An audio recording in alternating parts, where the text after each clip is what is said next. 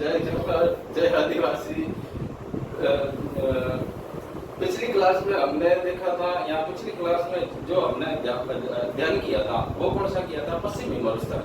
यानी कि मैंने पश्चिमी मरुस्थल जीरो से पूरे उसके भाग, यानी कि उसके भी पश्चिमी मरुस्थल को भी मैंने कई भागों में डिवाइडेशन किया और सारा के सारा मैंने आपको बता दिया था। यदि वो समझ में आया हो तो ठीक है, नहीं आया तो आप रिवाइज वीडियो करके देख सकते हो। आज अपन नया टॉपिक लेंगे, जिस टॉपिक का नाम है अरावली पर्वतमाला। कौन सी पर्वतमाला? अरावली पर्वतमाला। चलो हेडिंग डालते हैं। नेक्स्ट जो होगा अपना वो कौन सी है? अरावली पर्वतमाला। कौन सी पर्वतमाला दोस्तों? अरावली पर्वतमाला। अरावली पर्वतमाला की उत्पत्ति, अरावली पर्वतमाला की उत्पत्ति।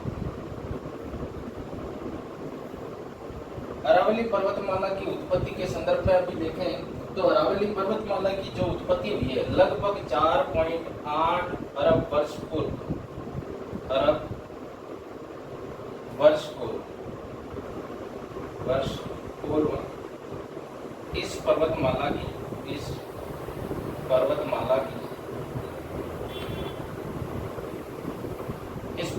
की क्या हुई है? उत्पत्ति हुई है।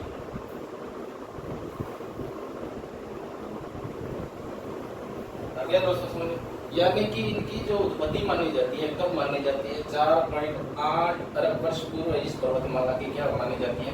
उत्पत्ति मानी जाती है। इतनी पुरानी है, इसीलिए इस पर्वतमाला को कहा जाता है प्राचीन वलित पर्वतमाला। इसको क्या कहा जाता है दोस्तों? प्राचीन वलित पर्वतमाला।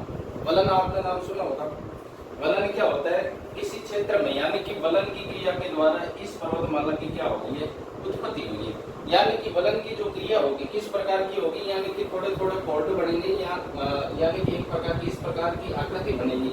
आपने एक सिद्धांत पढ़ा होगा, भूसंगति का सिद्धांत। भूसंगति का सिद्धांत के आधार पर हिमालय पर्वतमाला की क्या होती है? उत्पत्ति होती है। भूसंगति का जो सिद्धांत है उस सिद्धांत के आधार पर क्या हुई थी? हिमालय पर्वतमाला की उत्पत्ति हुई थी। ठीक है, इसी प्रकार वलन के द्वारा इस पर्वतमाला की क्या होती है? उत्पत्ति होती है। तो प्राचीन वलित पर्वतमाला किसे कहा जाता है? विश्व की प्राचीन वलित पर्वतमाला। सॉरी, आगे लिखते हैं विश्व की प्राचीन वलित पर्वतमाला। कौन सी पर्वतमाला है? विश्व की प्राचीन वलित पर्वतमाला किसको कहा जाता है? तो किसको कहा जाएगा? अरावली पर्वतमाला। नवीन नोट लगा के याद रखना है, नवीन पर्वतमाला। आपसे पूछे नवीन पर्वतमाला कौन सी है तो याद रखना हिमालय पर्वतमाला। हिमालय पर्वतमाला ये कौन सी हो जाएगी? नवीन पर्वतमाला हो जाएगी। यानी कि प्राचीन पूछे तो कौन सी है? अरावली पर्वतमाला। कौन सी पर्वतमाला? अरावली पर्वतमाला। प्राचीन और नवीन। इसके अलावा अपन इस क्षेत्र में देखें तो क्या देखेंगे? यानी कि ये जो अरावली जो पर्वतमाला है इसकी यदि अपन देखें विस्तार, या तो इसकी देखिए विस्तार, या इसमें देखिए अपन मिट्टी। अरावली पर्वतमाला में, अरावली पर्वतमाला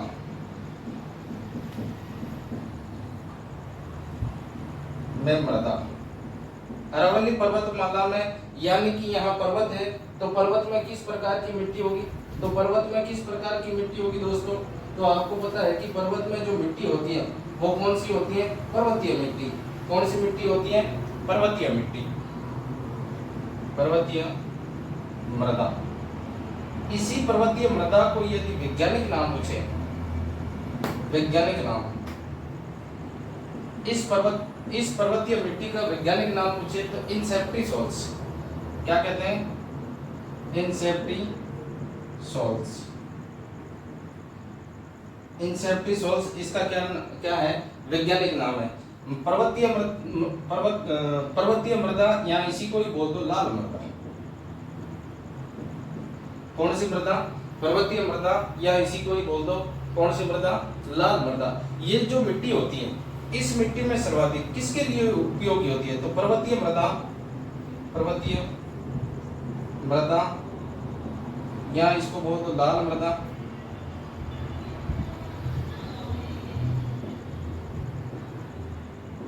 मक्के के लिए उपयोगी, किसके लिए उपयोगी होती है, मक्के के लिए उपयोगी होती है। यानी कि इस प्रकार की, यानी कि जहां जहां पर्वतीय मृदा होगी, जिस क्षेत्र में क्या हो पर्वतीय मृदा हो उस क्षेत्र में क्या होगी, मक्के का जो होगा, यानी कि मक्के का जो पैदावार होगा वो सर्वाधिक मात्रा में होगा। और इसी मिट्टी में क्या होता है, लौह तत्व की प्रधानता होती है। लौह तत्व की क्या होती है, प्रधानता होती है, प्रधानता होती है, यानी कि मात्रा अधिक पाई जाती है। समझ गए, लौह तत्व की क्या हो जाएगी, इसी लाल मृदा या इंसेप्टी मृदा में लौह तत्व की मात्रा क्या होती है, अधिक होती है। यानी कि आप ऐसे कह सकते हो कि इसी मृदा में लौह तत्व की मात्रा क्या हो गई है, अधिक है। यदि अपन पूछे इस पर्वतमाला की औसतन ऊंचाई, यानी कि अरावली जो पर्वतमाला है उस पर्वतमाला की औसतन ऊंचाई कितनी होगी, तो ध्यान रखना है अरावली पर्वतमाला की औसतन ऊंचाई, औसतन ऊंचाई तो ध्यान रखना 930 मीटर। कितने मीटर है दोस्तों, अरावली पर्वतमाला की औसतन ऊंचाई कितनी है, 930 मीटर। आपसे पूछे अरावली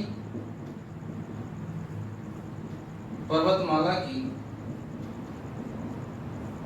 प्राचीन औसतन ऊंचाई, प्राचीन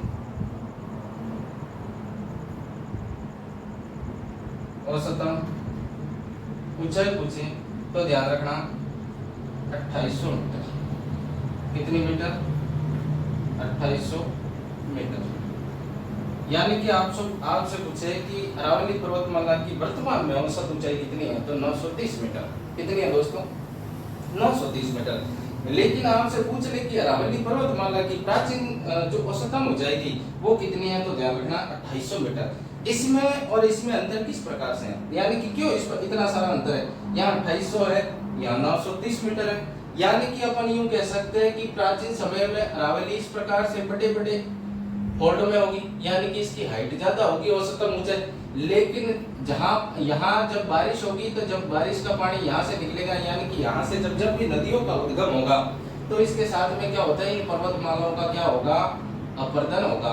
क्या होगा जी, अपर्दन। इस अपर्दन के कारण क्या होता है, इसकी जो औसतन ऊंचाई थी वो धीरे धीरे कम हो गई और वर्तमान में ये कितनी औसतन ऊंचाई है, 930 मीटर। प्राचीन समय में इसकी मानी जाती है लगभग 2800 मीटर। इसी पर्वतमाला को अवशिष्ट पर्वतमाला कहा जाता है। अरावली पर्वतमाला को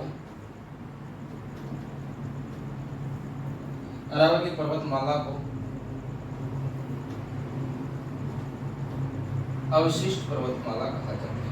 अवशिष्ट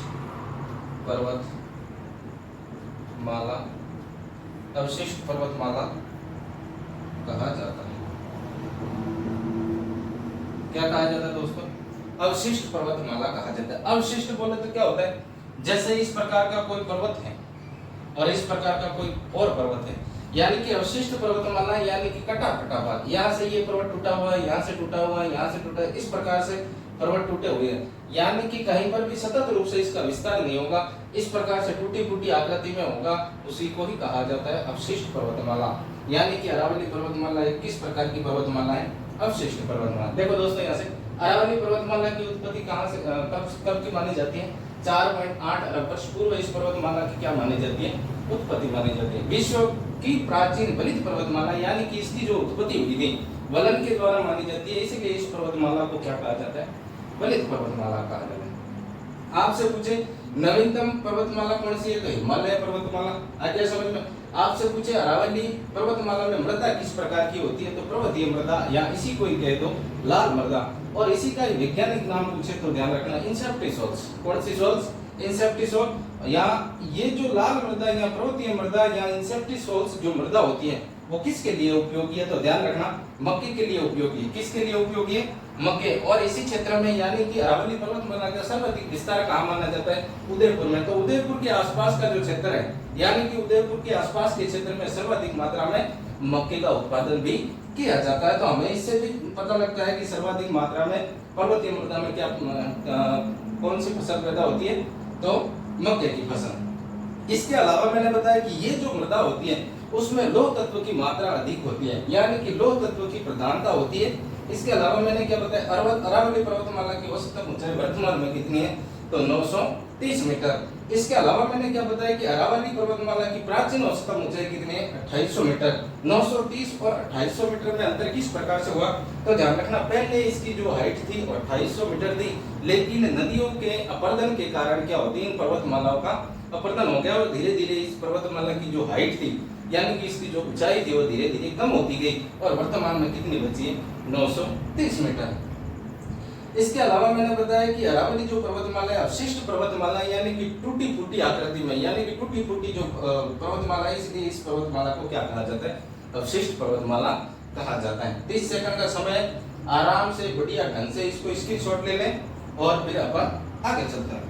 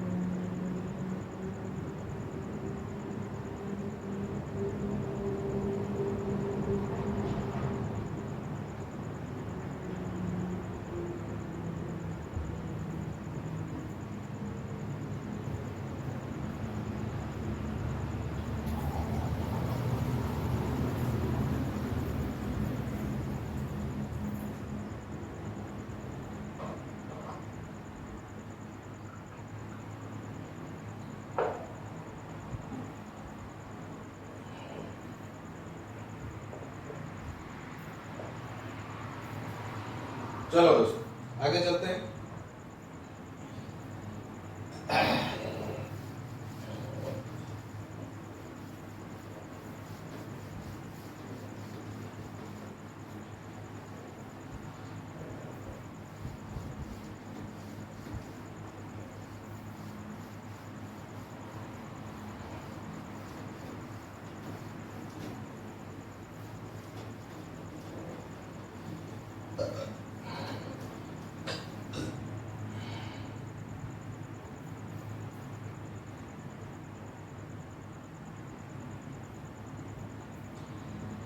आगे अरावली पर्वतमाला की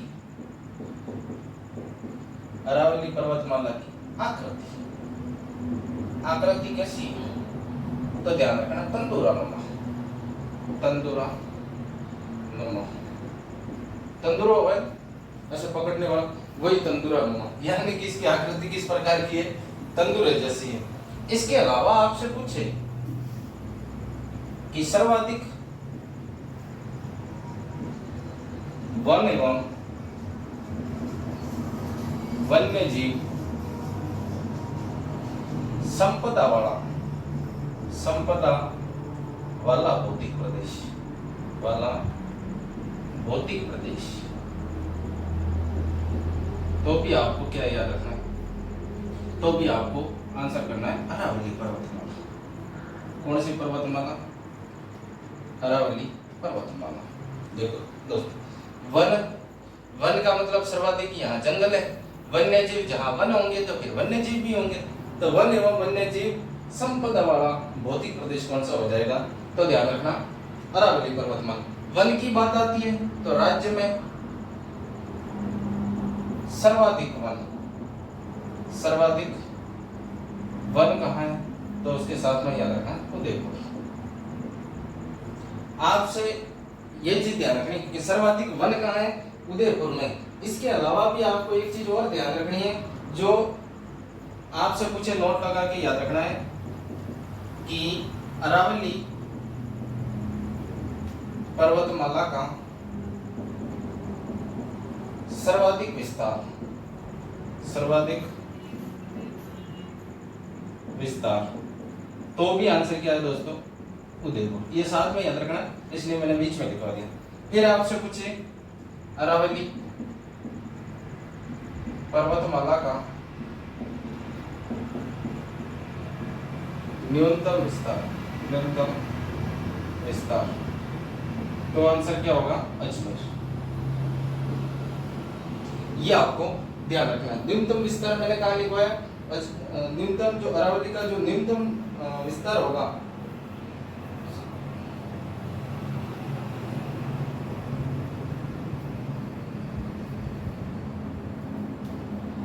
सर्वाधिक विस्तार होगा उदयपुर में। जहां सर्वाधिक विस्तार है, अरावली है, पहाड़ है, पहाड़ियां है, इसका मतलब यहाँ जंगल ज्यादा है।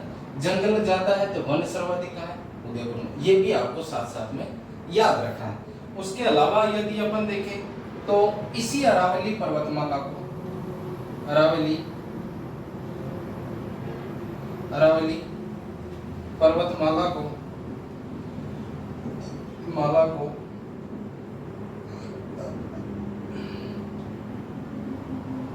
आदिवासियों की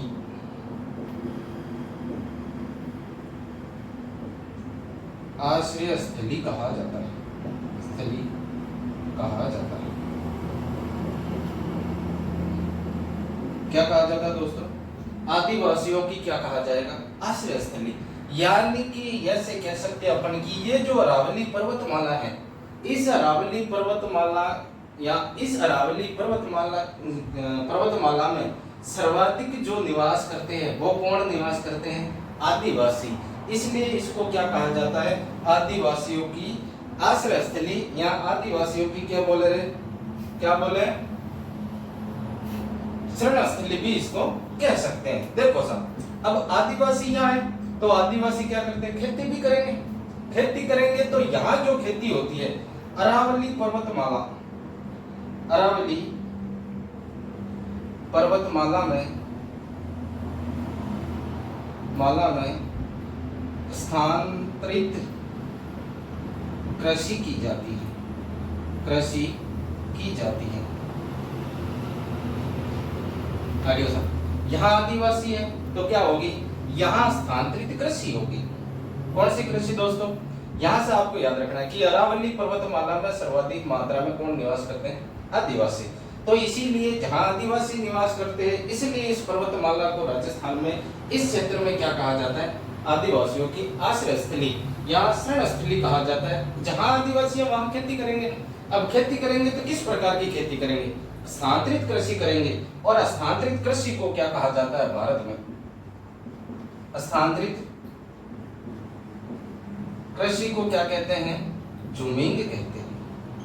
कौन सी बोल रहे, जूमिंग कहते हैं। क्या कहते हैं, जूमिंग कहते हैं। तो ये आपको ध्यान रखना है। यहाँ तक मैं बता देता हूँ, फिर आपको मैं बता दूंगा कि कहाँ पे स्थानांतरित कृषि की जाती है और किस नाम से जानी जाती है। तो यहाँ तक आपको समझ में आ गया होगा बढ़िया ढंग से। लेकिन फिर भी देख लो कि अरावली पर्वतमाला की जो आकृति है वो कैसी है, तंदुरानुमा। तंदुर देख रहे होगे, तो तंदुरानुमा इसकी क्या है, आकृति। सर्वाधिक वन एवं वन्य संपदा वाला भौतिक प्रदेश कौन सा है, अरावली पर्वतमाला। यहाँ की सर्वाधिक वन भी है। जहाँ वन होंगे तो क्या होगी, दूसरी चीज वन्य जीव। कौन सी होगी, वन्य जीव। यानी कि वन्य जीव संपदा वाला भौतिक प्रदेश कौन सा हो जाएगा, अरावली पर्वत। राजस्थान में सर्वाधिक वन कहाँ है, तो उदयपुर में है। आपसे पूछे नोट लगा कि मैंने ये लिखा है कि अरावली पर्वतमाला का सर्वाधिक विस्तार कहाँ है, तो उदयपुर में। न्यूनतम पूछे तो अजमेर में।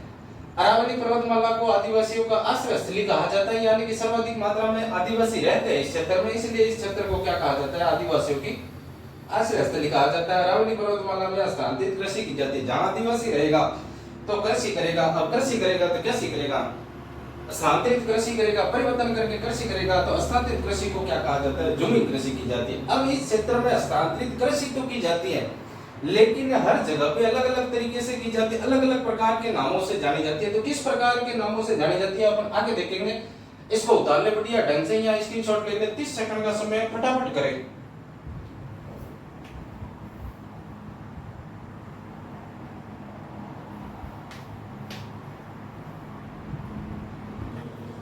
चलो दोस्तों आगे चलते हैं।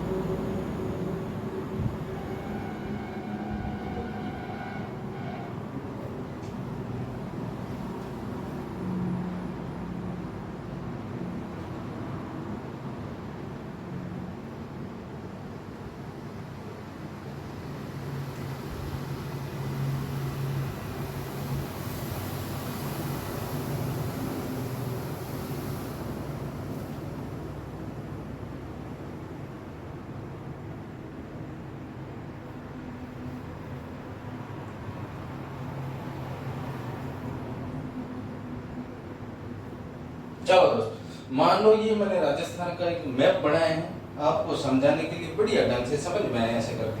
देखो ये मैप तो आपको पता ही है, और मैप में मैंने जिले भरने का तरीका पहले से ही बताया था, कौन कौन से जिले सीमावर्ती है, क्या सीन है, क्या चीजें है, ये चीजें मैंने पहले बताई थी।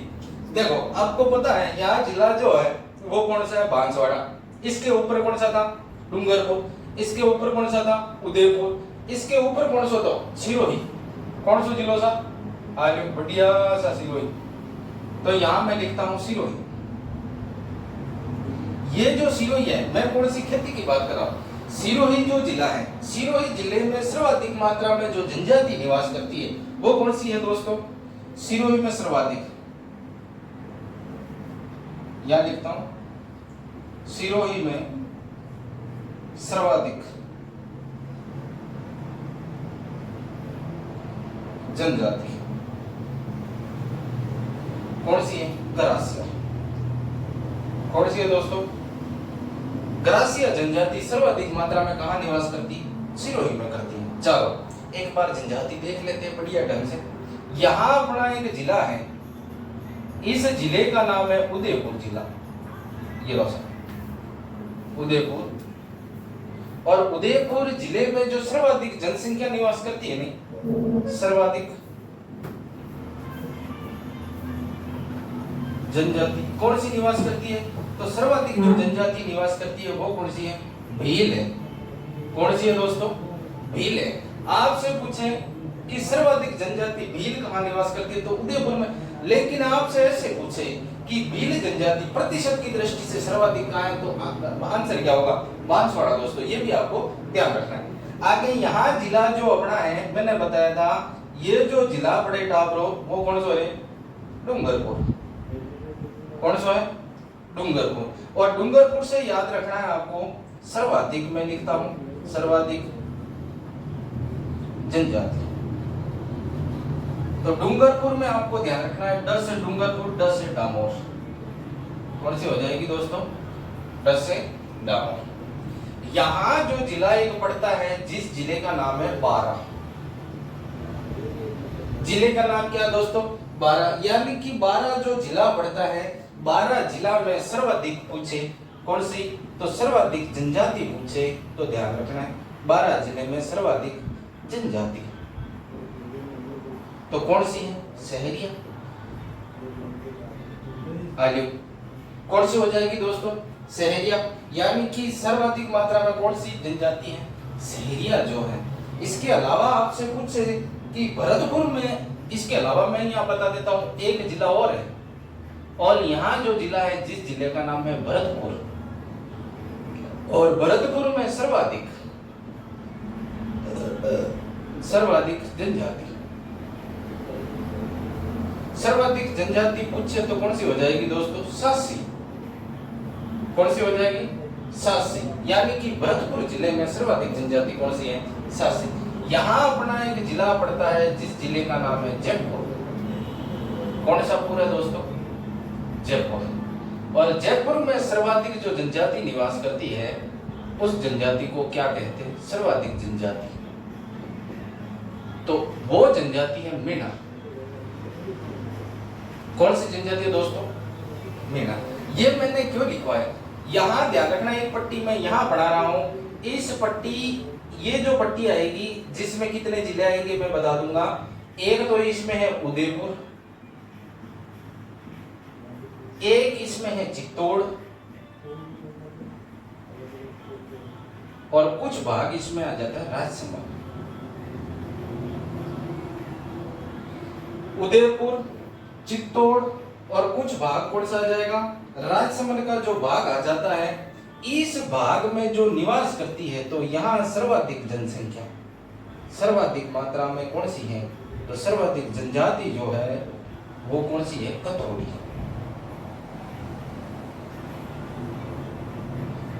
कौन सी जनजाति दोस्तों, कथोड़ी। ये प्रमुख रूप से विशेष जो जनजातियां थी वो मैंने आपके सामने लिखी है। ध्यान रखना है कि इसके अलावा मैं क्या लिखता हूं कि यहाँ जो सिरोही जिले में, यानी कि ये जो जिला है, यहाँ जो स्थानांतरित कृषि की जाती है, स्थानांतरित कृषि यहाँ जो स्थानांतरित कृषि की जाती यानी कि कहाँ की जाएगी, यानी कि कहाँ, सिरोही में, उसको कहा जाता है बालरा। क्या कहते हैं दोस्तों, बालरा, ये ध्यान रखना है। उसके अलावा देखो डूंगरपुर में आ जाते हैं। डूंगरपुर में स्थानांतरित कृषि को क्या कहते हैं, स्थानांतरित कृषि। तो स्थानांतरित कृषि को यहाँ जो कहा जाता है वो दजिया। कौन सी है दोस्तों, दजिया। इसके अलावा आप यहाँ आ जाओ, उदयपुर में जो स्थानांतरित की जाती है, यहाँ जो स्थानांतरित की जाएगी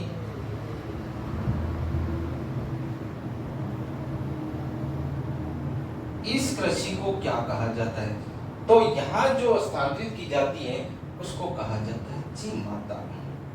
आगे सुन, कौन सी माता, ची माता। यहाँ तक कोई दिक्कत है क्या, एक बार फिर से रिपीट करूंगा। तो यहाँ आपको इतनी चीजें ध्यान रखनी है। उसके अलावा यहाँ अपनी एक जनजाति और बच गई, कौन सी, 12, यानी कि 12 में जो स्थानांतरित कृषि होगी, स्थानांतरित कृषि जो होगी उसको कहा जाता है, यहाँ जो स्थानांतरित कृषि होगी उसको क्या कहा जाता है, उसको कहा जाता है, क्या कहते हैं दोस्तों, तो ये आपको ध्यान रखना है, वात्रा। क्या कहते हैं, वात्रा। बात पढ़ना पड़ी, क्लियर है।